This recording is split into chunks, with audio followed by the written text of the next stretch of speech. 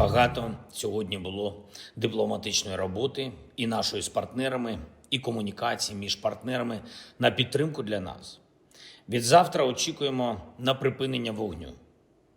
Ця пропозиція на столі – повне і безумовне припинення вогню, тривале, щоб дати необхідну основу дипломатії, може значно наблизити мир.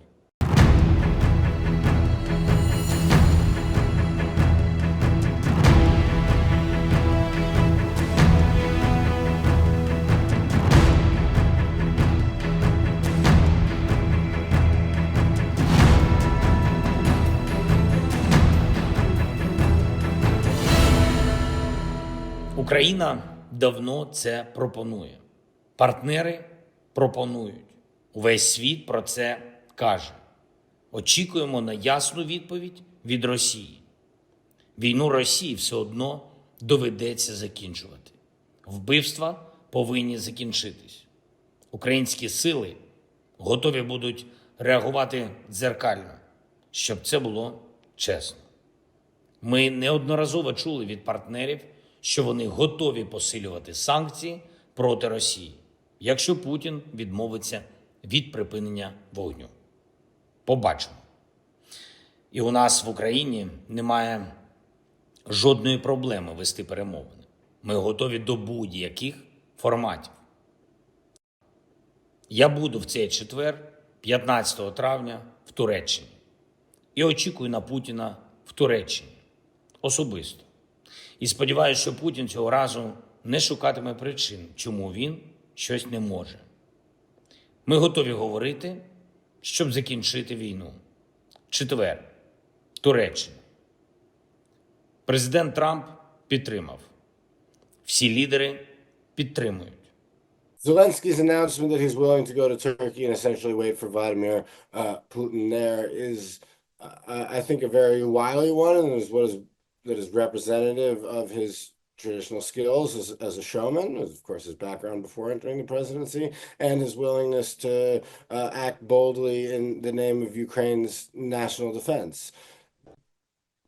I think that Zelensky is also crucially keeping in mind how the Trump administration may perceive this, and the idea of him showing up in Istanbul, having given up on his demand for ceasefire to be in effect for 30 days before that, especially when it's unlikely that Putin will agree to any kind of deal anyway, may even be a win-win for him, because Putin shows up, doesn't agree to 30-day ceasefire, then that looks bad in terms of how the Trump administration frames these things, and will also drive other countries in addition to Europe to make more clear their support for Ukraine. Or Vladimir Putin doesn't show up in the first place, and then it's also clear that Putin is the party that is not willing to find a way to cease the tragic murder of so many Ukrainians, occupation of their territory, and further and wider security threats to Europe and the wider world.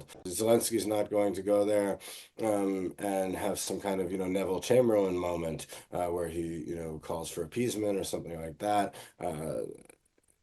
That's, I think, simply not on the cards, and so Putin will not want to go unless he can embarrass Zelensky. I wouldn't put it overwhelmingly likely at all. Zelensky is very much trying to put the front foot back on Vladimir Putin. I think he is trying to show to the U.S. that as heterodox as some of Trump's proposals and ideas may be, and as much as he may shoot from the hip on some of this policy making, that he's willing to be a partner who adapts to some of those U.S. demands, recognizing the importance of its support. We saw that certainly with the minerals deal and its signing just a week ago, or a few days ago. So there is an important part to Zelensky's strategy, which is really around negotiations with the Trump administration. But the Trump administration and Donald Trump himself have really so far been having negotiations about negotiations, and how do they get there? I certainly hope that there's progress towards peace, but I think there is very little likelihood that even if the meeting were to go ahead, that Vladimir Putin would meaningfully alter his strategy or give up the territory that he is occupying in Ukraine. If Putin can find a way to have these negotiations that don't actually result in a deal, but further weaken the Ukrainian negotiating position or further weaken the Trump administration's willingness to support Kiev, then that is in itself a victory for him. Ukrainian President Volodymyr Zelenskyy responded guardedly on Sunday to a proposal from Russian President Vladimir Putin of rapid, direct talks aimed at ending the war. Putin made his proposal in a televised statement from the Kremlin on Saturday, more than 3 years after he sent Russian forces to invade the smaller neighbor.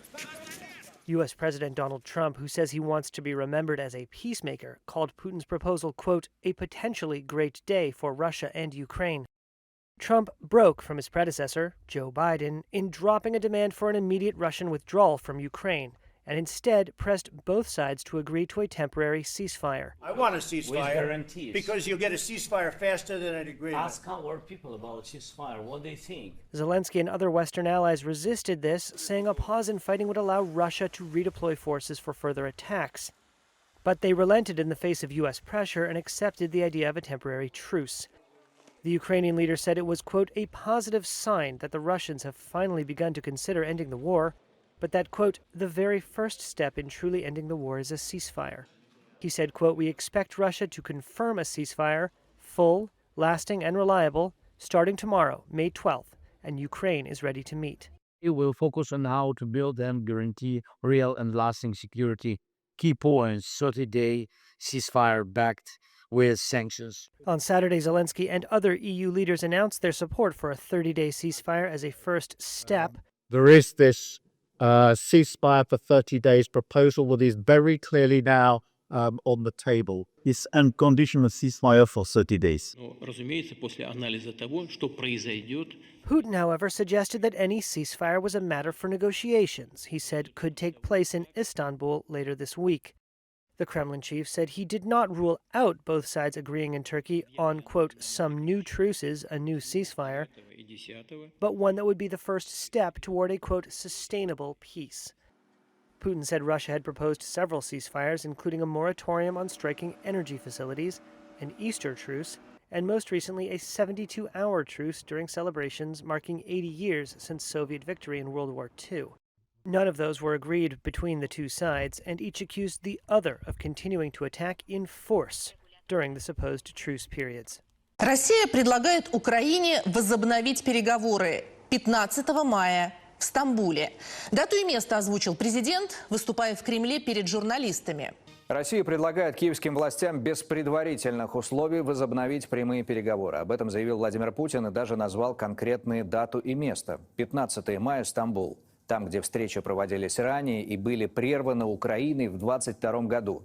Москва настроена на серьезный разговор, подчеркнул глава государства. Его смысл в том, чтобы устранить первопричины конфликта и выйти на установление долгосрочного мира.